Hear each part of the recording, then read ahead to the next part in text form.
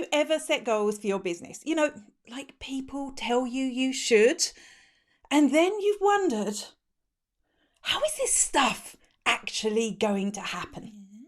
That's why you need KPIs, key performance indicators, and metrics that you set, that you measure, that will tell you, are you on your way to achieving your goals? In this video, I'm going to talk you through what KPIs are, and we're going to look at an example of how you might slot these in to a digital marketing strategy for a business. But first, if you'd like a digital marketing lesson just like this one in under 10 minutes per week, don't forget to subscribe and click the bell. That way you'll get a notification every time I upload a new lesson. By setting KPIs, you can make sure that you actually achieve your business goals. And also, they'll tell you if you won't, so you can go back to your strategy and you can tweak it and try again. And they can be anything that is specific, that is measurable, and that is relevant to your business goals. For example, conversion rate. By improving your conversion rate at each step of your customer journey, you can get more customers. Relevant audience growth. Once you've worked out all your conversion rates, you may discover that your Instagram followers are more likely to buy. So growing your Instagram following could be a KPI. Your email list. If you find that your emails are sending you more customers, then one of your KPIs could be growing your email subscribers. When you set KPIs for each phase of your digital marketing and measure it regularly, you'll be able to see what's working, and you'll be able to go in and adjust your marketing as you go. Where do you start when setting KPIs? Well, start with your goal and work backwards through the funnel, starting with awareness. Awareness helps you broaden your audience. So you can use things like organic social, advertising, influencer marketing, large content projects to help you reach new people. To set a KPI for this, you're looking to grow your audiences on the specific networks and channels that drive the most sales.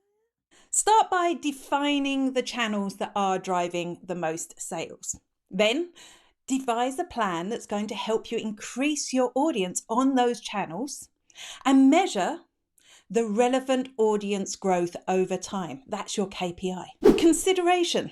This is the phase where people are a little bit further through the customer journey and they're thinking about buying from you.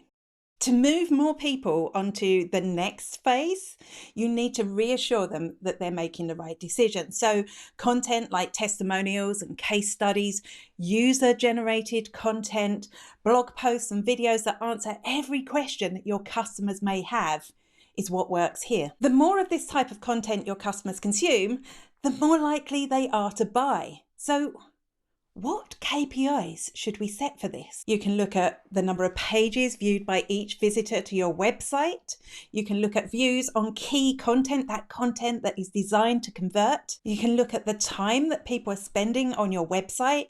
You can look at link clicks to sales content from your social media channels and your emails. You could look at the number of email subscribers you have, the number of inquiry forms that are filled in, or the number of people that are adding your product to the cart. The third phase is sell. And this is the ultimate goal. We want to sell more. And of course, the obvious KPI for this is sales.